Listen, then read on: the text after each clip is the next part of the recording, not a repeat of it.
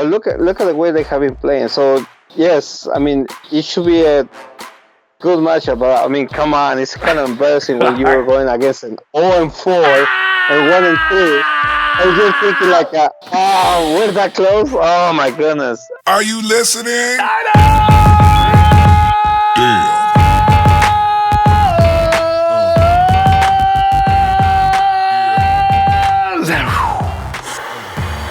Ronbo Sports here, representing the Niner Empire organization worldwide, where 49er football just never ends. You know what I'm gonna do right now? I want to give a shout out to the SoCal Empire, the SoCal Niner Empire.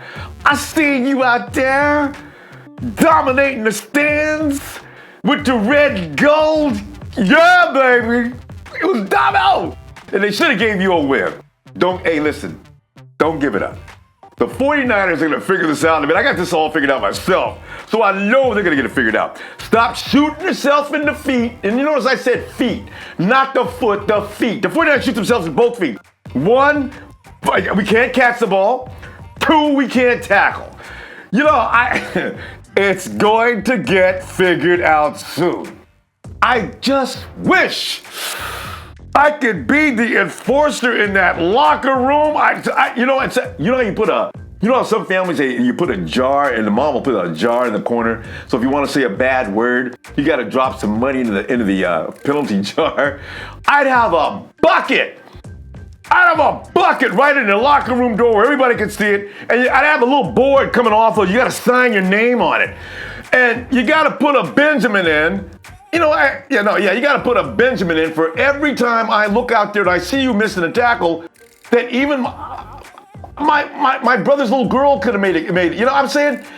Tackle, guys. We work on this way too hard for you to miss every week. So put the Benjamin in the bucket, sign your name in, admitting that you screwed up on a tackle. Yeah, I'd have it out there.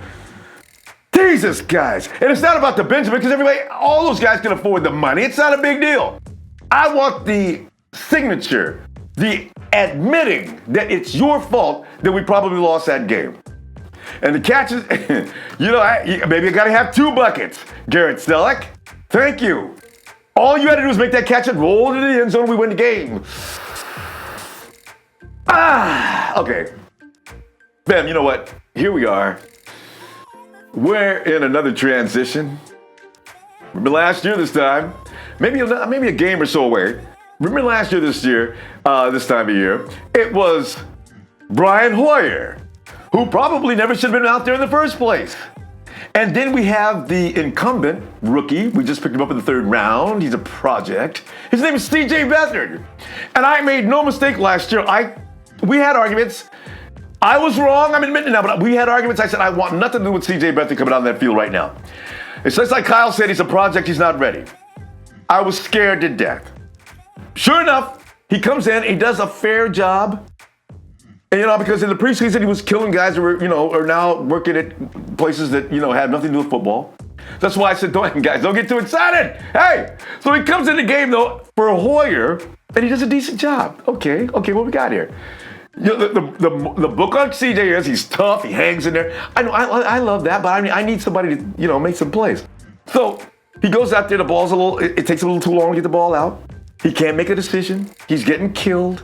He's tough, though. I love the tough, but we're getting anything done. Fast forward past that nonsense. Suddenly, it's not just CJ that's coming back out there. Because I gotta tell you, when Jimmy G went down, I died a little bit inside. I'm saying, Jimmy was the guy I just knew he was gonna be all right a few more weeks. But anyway, for that, we gotta worry about later. CJ comes in. And I took notice of that touchdown he threw. A lot of people said, well, it was very special. It was on target, in time, no hesitation, boom! Okay, we get to this last week. It's CJ, yes. It's CJ. It's Super CJ on roids. I'm just, whoa, CJ! Wow! Ow! I saw it. Okay. Oh, CJ is going to be just fine. So for all those people that I offended last year, let me reiterate my apologies. I like me some CJ. He keeps this up. You're going to see me wearing a number 3 jersey. I'm serious. I really am a huge fan now. So let's go, CJ. Now, here's the thing. CJ actually shocked the Chargers, too. The Chargers were out there stacking the box.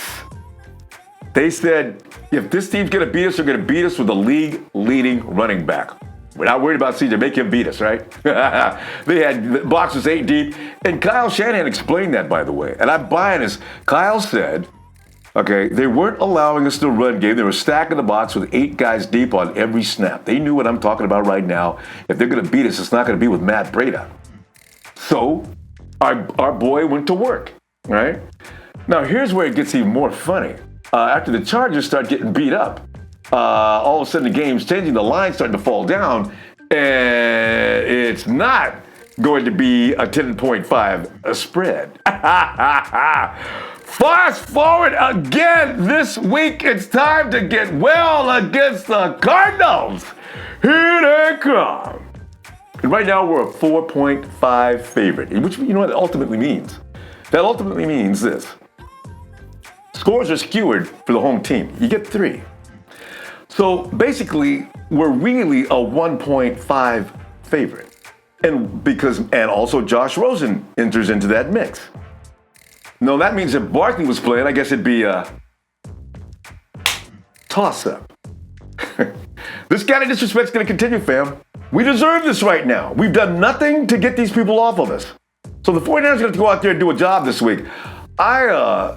I figure this week, and I was talking about the run game, as I was explaining, Kyle said, first of all, we lost 3 offensive linemen.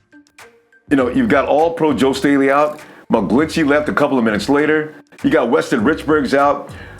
Maybe Kyle's thinking it's a smart move on his part. Don't keep rollouts. Make sure that CJ gets rid of that ball quickly. And let's try to stay as safe as we can. You're not going anywhere with Gilliam out there. I can't even believe he lasted the whole game. You know what? Let me not hate on anybody today. But the thing is, you haven't got your best offensive lineman out there. Eric Magnuson was out there. I don't have a problem with Eric Magnuson. He was under center, though. I need for Weston Richburg to be there. You've got to build that continuity. You can't keep guys going in and out, shuttling from the center position for sure. So we got those 3 guys out. And as I say, they're stacking the box. Get rid of the ball, CJ. Let's not subject Matt Breida to anything more as far as punishment goes than necessary. And, you know, the 49ers almost pulled that off just with that plan. So that was Kyle Shanahan's reasoning behind that, and I'm going to go with it. Here's the thing, though. I don't know where Robert Saleh is or why he hasn't offered any reasoning behind his defense missing tackles. He'll come out there and explain again about how we step on their toes.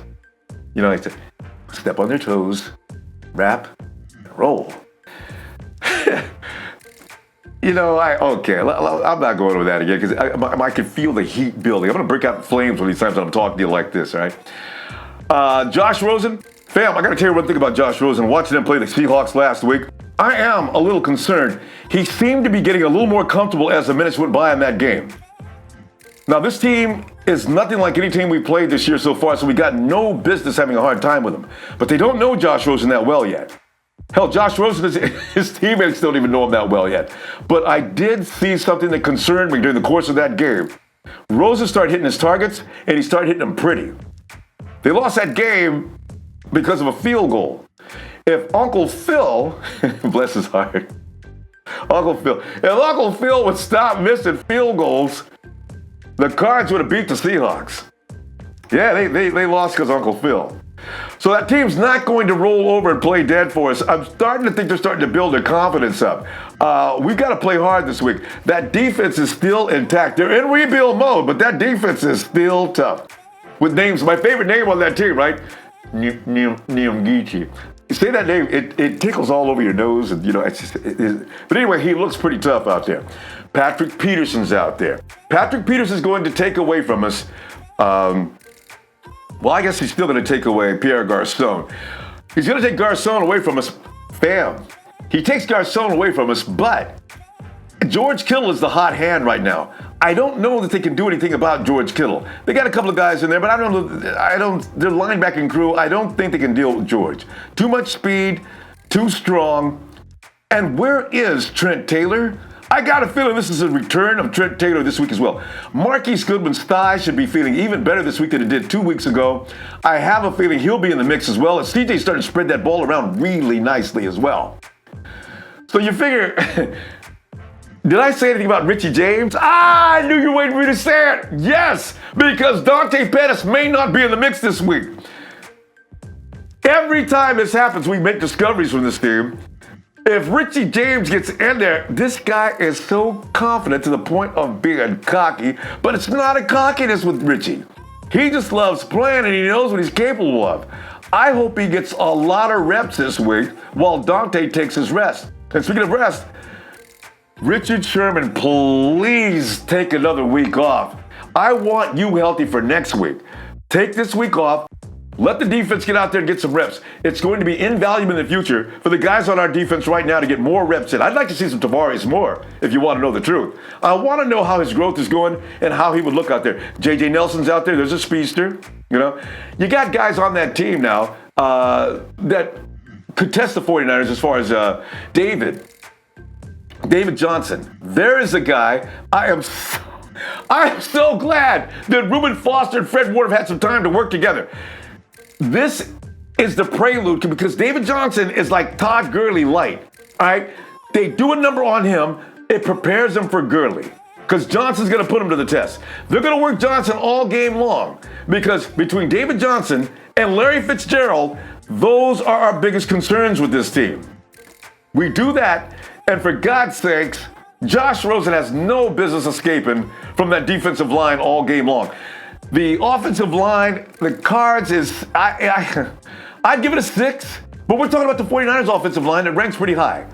So versus the 49ers line, it's not even nearly as good. But the defensive line, I want to see something better this week. Robert Saleh, the entire Niner Empire is begging you, please. I've watched other teams use exotic mixes. You can do it. You can do it, Robert. Use Reuben. He's fast. Let's get a safety blitz. Let's get a blitz from the linebacker position. Get a corner, anything you can blitz. They're well-timed, well-thought-out blitzes. They'll work. This is a rookie we're talking about. Scare him. Why do I have to do his job too, Robert? Okay, I'm sorry. I didn't mean to holler at you. Yeah, okay. Anyway, fam, let us get some perspective from you. I'm going all the way out to Atlanta, GA. You know where I'm going, don't you? Let's go right to the camp right now. Atlanta fam, I know everything is going wrong right now, but it's gonna get better. That's why I bring in guys with attitude like Pedro, who bleeds red and gold. Nothing but positives all day long. Pedro! Oof! I caught me for the third time I talked to Pedro. I'm never ready for that. I was going to join him on that. Pedro, good to see you again, man. And Pedro, by the way, see you, my brother. He is the president of the Atlanta chapter, the Spartan. Pedro, tell us about the Spartan Club, man. Well, pretty much we are 149% tailgaters. We support anybody that goes to the away games. And we like to bring that experience to people that cannot make it to Levi or that miss the opportunity to go to Candlestick. So we try to bring the experience to them and see that we want them to connect with other fans. So that's our main purpose. And Pedro does an awesome job. I mean, they got these huge tents set up out there. They got big displays going on. Yeah. They got the food. You can see the food is over here, the tables. It's just a big social environment. So if you're out in the Atlanta area, you got to check up. Hey, Pedro, how do you contact you? Yes, you can go to and visit the www.spartan9empire.com. Yeah. And pretty much that tells you where we're going to meet and everything. So, and everybody that's here in Atlanta, we meet at Hudson Grill, and we meet with the Niner family as well. It's another 49er group that pretty much we all have the same passion and want to bring everybody together. As soon as he says grill, I get all excited. And there's nothing, I tell you, I love any place that says grill outside, I'm in, you know? And the first thing I do is, hey, give me the on tap, please. And I'm blowing up the foodies. It's a good time, Phil. Oh, yes. There you go. Check out Pedro, Spartan Empire. Hey, Pedro, all right, let's get to football. CJ Beathard. Yes. I don't know if you were like me. I was a little concerned from what I seen last year. I didn't know after, Jimmy G had us spoiled because of his brand of football. And Jimmy G is like, he is who he is. And of course, CJ is who he is. But between the two, you were worried that the energy, or at least I was, that the energy was going to be kept up. We see CJ comes in. I mean, were you satisfied with CJ's performance? I mean, did you expect all that? Which camp were you in? Well, we can always expect a lot of any quarterback. The moment they go and put a Niner jersey, I believe the expectations as 49er fans are way too high. I know. because two things. We were spoiled by Montana and Young. Yeah. And so the bar is way too high. So we expect that for every quarterback that's in the backfield. So, I think CJ did a good. We cannot really at this point we cannot put grades on it. He did some of those throws that you want to take back. That is like, but at the same time, you cannot put everything on CJ. No. Because offensive line has been, to be honest with you, that it's not even protecting. I see all the quarterbacks running for their life. Receivers are not consistent. Yeah. Running game is not there. I always see that. The Chargers put so many yards on the ground. It's like it was insane. Last week when I was in Kansas City, I was like, "Where's Juszczyk? Yeah. I thought it was the offensive weapon. Come on, let's use him. Let's use him. Oh man! And I love Juszczyk. Yeah, I know. He's one of my favorite players. I still think that offense is trying to go. And you probably know better than anybody. When Kyle Shanahan was in Atlanta working with the Falcons, I understand that Matty Ice hated him when they first got there because he was having a little problem comprehending what Kyle was trying to do. And when they, and as you know, after they finally got the program down, they were unstoppable. You could not do a thing with that offense. They scored at will, and they were running the scores up on every team in the league. So I think that's where we are, Pedro. I think we're in the middle of class. Maybe they're sophomores now, and maybe they can speed up and get to be seniors this year. I don't know, but I can see it's a process they're trying to go through, and everybody's not on the same page. Every time you add a new player to the system, it seems to back everything up. We got a bunch of new guys this year, and it's not as good as it was last year at the end of the season.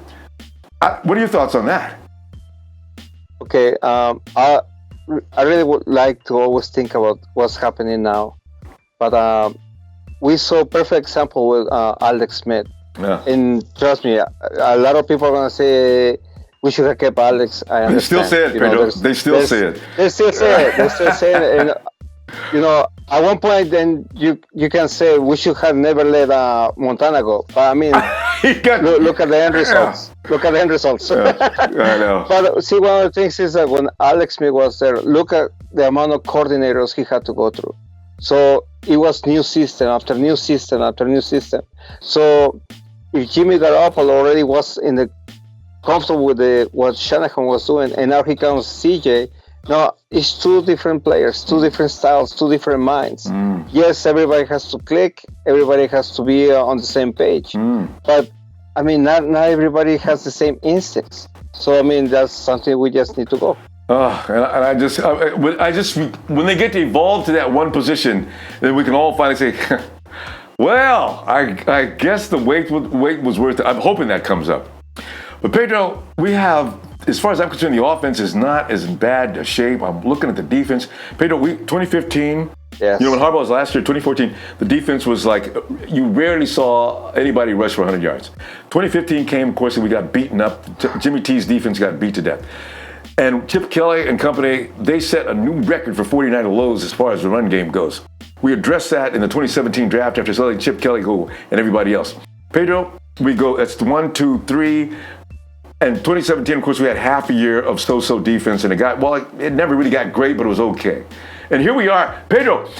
We took a recess. It's year number 5, Pedro. I'm still wondering what is going on with the defense. We've had 1, 2, 3 defensive coordinators. Wait, Fangio. We can't count Fangio. I'm going to go with from 2015, 2016, 2017. We've had a new coordinator every year. And here we are, 2018, Pedro. I mean, what is the problem? Is it the players? Is Saleh to be fired? What is the problem? There was a time when the 49ers defense was the trademark of the NFL. So everybody was like looking at it like, okay, look at Patrick Willis, look at Bowman. I mean, when you know that was the heart and soul of the team. So when you had players like that, and then all of a sudden, things are in the past. I understand. Let's live in the present. But we have players like Armstead. You know, it's like do something. Right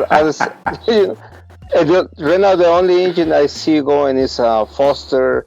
That I'm so happy he's not getting hurt as much. But but that was the issue last season. Yeah. And now, of course, he just came back from the suspension.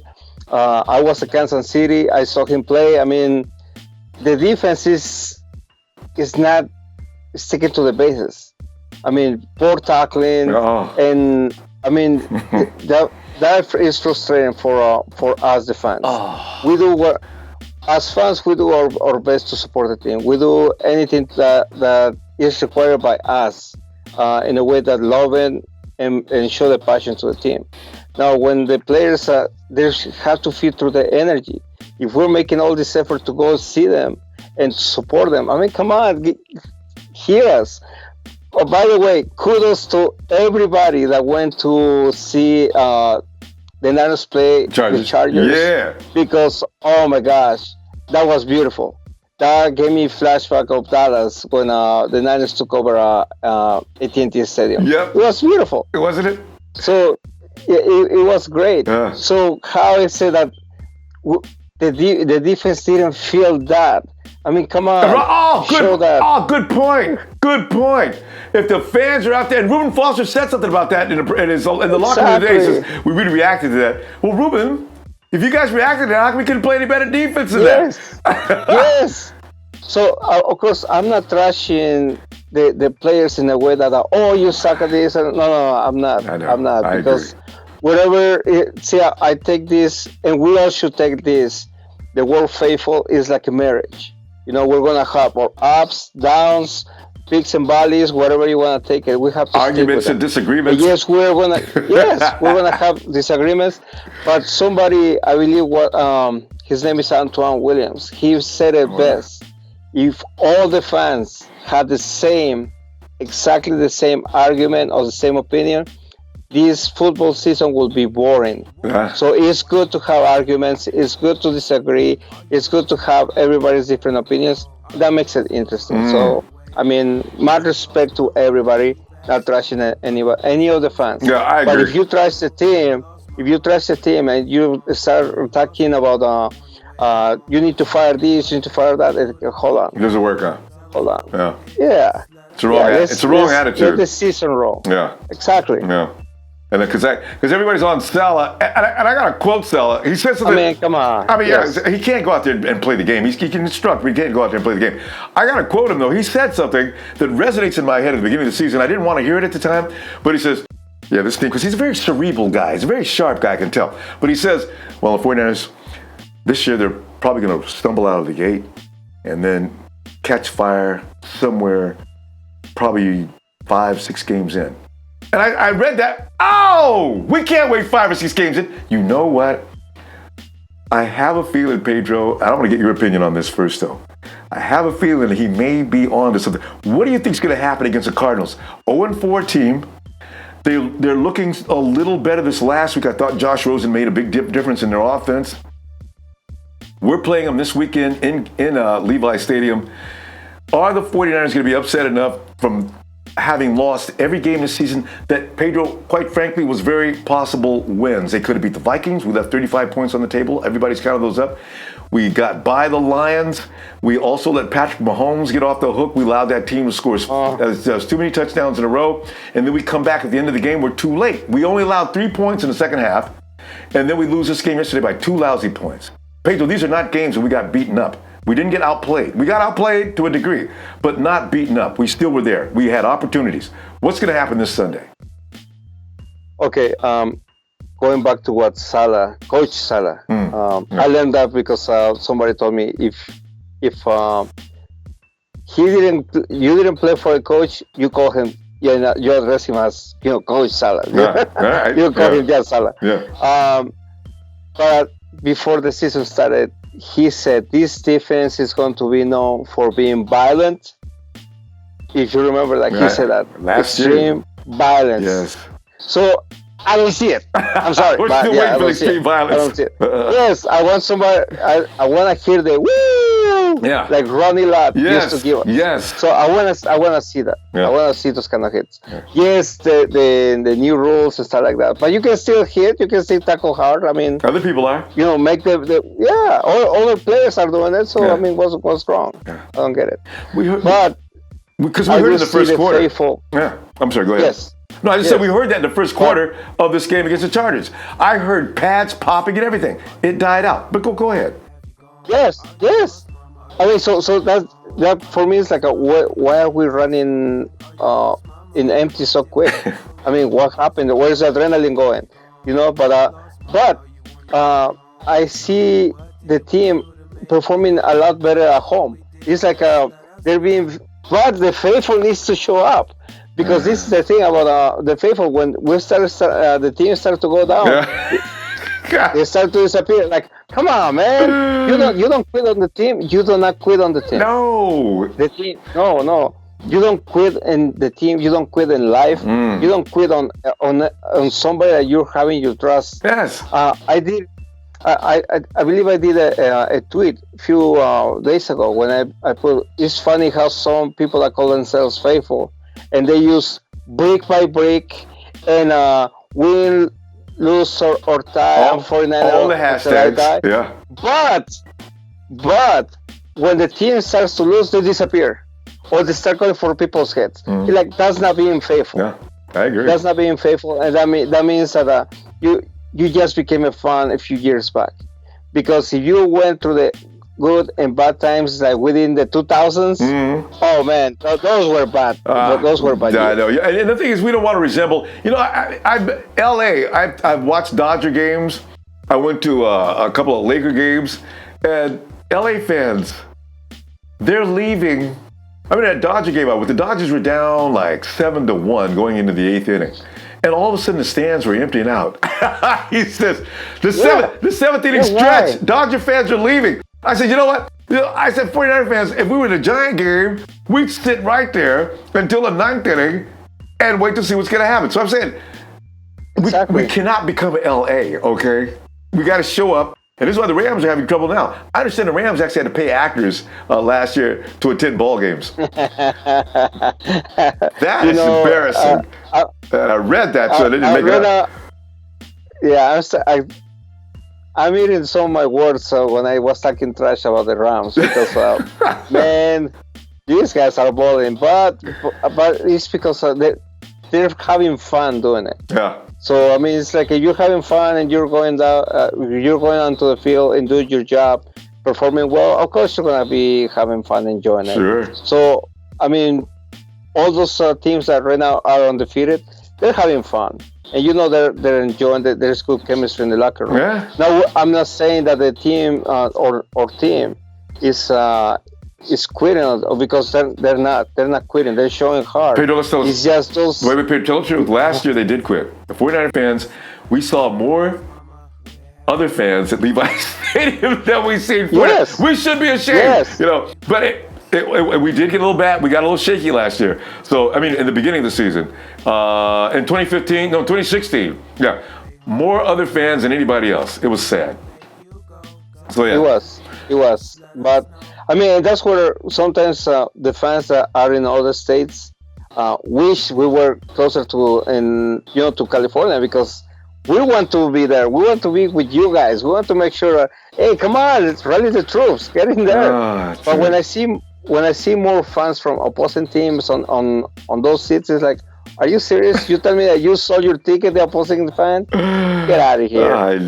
But you know what? Jed York, I love Jed York now. I everything I ever said about him was bad because he's done everything he could to get this team to improve. But I think there was a boosters clubs that were actually selling tickets. I can't confirm this, but I think there were booster clubs selling tickets to other fan bases to fill up that stadium. I say, listen, if you're watching this video right now, please inform me if I'm wrong on this. But it really gave me a bad taste in my mouth. It came down to money. Oh no! The almighty green. God. Yeah, that always happens. I mean, you and I know, and a lot of fans know, it's a business. And when the team is performing well, you have 49ers coming out of the woodwork. Yeah. I mean, he's like, oh, I didn't know you were a 49er fan. And he wasn't before you asked him. Yeah, some of these guys. Oh God. You'll be surprised how many people here in Atlanta, or when I went to Kansas City, they have told us, oh, I used to be a Niner fan when Montana was there. So what made you change? Why did you change? Well, they start getting bad. Well, I was there when Montana was there, and I still am a Niner fan. So, I mean, I don't know. But it's just different. It's different. The people's minds. Whatever. Like you're going to say different strokes for different folks, but that sucks. I really hate that. It really does. But, Yeah. Okay, so you see us beating the Cardinals this weekend then? I really do. I do. I see 49, but it's going to be close. It's one of those like... we should have... not close! Yeah, you're right. Man. Vegas says the same thing, though. Yeah. Right now, Vegas has as a 3-point favorite. That's it. Man, 3 points. Oh, man. Now, then, okay. 49ers 23, Arizona 17. Give me that score again. 23 Niners to 17. 23-17, that is close. That means our defense is going to have a hard time again. Well, no, that's not bad. 17's not bad. Yeah. We're gonna have a little. No, it's not. We're gonna have a little more problem scoring. They have a good defense, though. It's gonna be back and forth. Yeah. People need to realize that. But look at the way they have been playing. So yes, I mean it should be a good matchup. But I mean, come on, it's kind of embarrassing when you were going against an 0-4 and 1-3. And you're thinking like, we're that close? Oh my goodness. Pedro, it's going to be trouble to walk amongst other fans if we cannot lose to the Cardinals. We got 49er fans already standing. And I want to address the 49er fan that's still saying things like, the Cardinals going to win their first game this weekend. What? 49er fans are actually saying that? I've caught 2 saying that. I mean, if I keep scanning around, I might see more. But I like we're talking about, if you're going to be faithful, be faithful. Those fans should remove that jersey. No, you know. Return it. Right. But Pedro, you know what?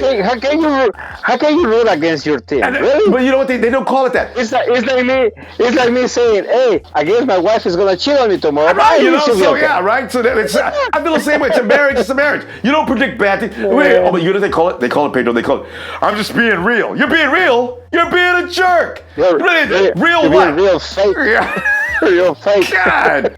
So this is why I'm saying I want a 6-point win in this game minimum, because I want the 49ers to assert themselves in a way where it lets everybody know we figured it out. Those games we shouldn't have lost. We're gonna make this team right here be the example of what we're talking about when we're coming back strong. Yes. Because the 49ers, some of the things they do is plug and play. You don't have to have all-stars in every position. The way they're set up, you can put in players. It's something like the Patriots system. You plug the right players in the system won't fail as long as that player has at least a minimum amount of capability. It doesn't need to be bad, but if he can play ball, he can make this work. I'm looking for that to happen. So. Oh yeah, absolutely. So it's like people say, next man up. Okay, that's understandable. Everybody says it. Yeah. But how about the A team? We need to step it up. They're 11 on the field, not just 1. 11. That's right. So we cannot put it on somebody's shoulders. Yeah. It's the whole. Everybody needs to pull together. Hold each other accountable. Let's go win this game.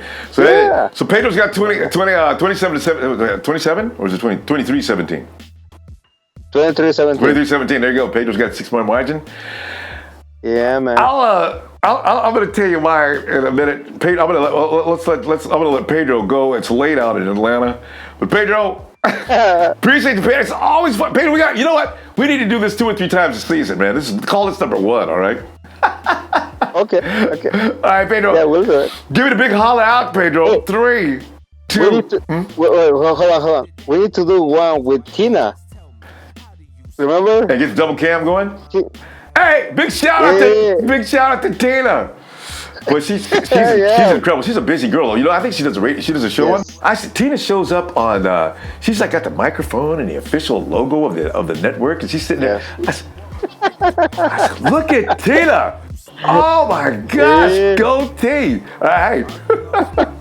All right. Anyway, on a big 3, 2, 1. Oh! Ow! Ow!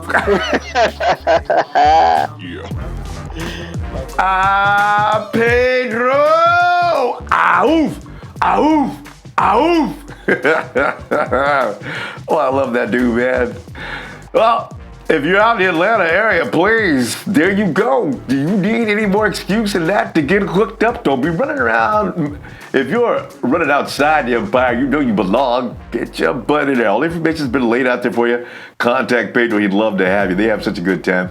Fam, I know I'm 1 for 4 for my predictions. Do you still take me seriously? You should. Because, you know, eventually I'm going to get these right. It's not just homer run with the red and gold glasses every week. I've thought this one out, though. We win this one. All right. 4 touchdowns and a field goal. 28, 29, 30, 31. All right. 31-17. Uncle Phil's not going to miss forever. They're going to get a couple of touchdowns and a field goal. Is my guess. 31-17. 49ers, we get back into that area of thinking where we know we can dominate a team if we just go ahead and catch the ball. You know what? If you watch, look at Kansas City. They're beating teams to death, and that defense is just awful. I'm talking about they miss more tackles than the 49ers do. I mean, they are terrible. Why are they winning? It's desire. You gotta want to win. And that's pretty much all our guys got to do. Our defense is better than it's showing right now, and I think they're going to get a lot better. But they're going to particularly do well this weekend. So 49, I'm sticking with it. Hey, Ronbo, what'd you say the other day? I said 31-17. Nice! Yeah! We'll talk about this more. I'll get your scores. And we're going to go right into Sunday and win this game, fam. I can feel it. Feel it. Feel it. And don't forget that like. You know how I collect likes, okay? I bronze them up and put them on display. Hit that like, fam. Please share and subscribe, and I can't wait. I'll talk to you just a little bit. We're going to talk more 49er football and get everything in order before we go into Sunday. The spirit, we're going to get those biorhythms going right to help the 49ers win this next game. Count me down. I'm ready to roll. 7, 6, 5, 4, 3, 2, 1. Your happy secrets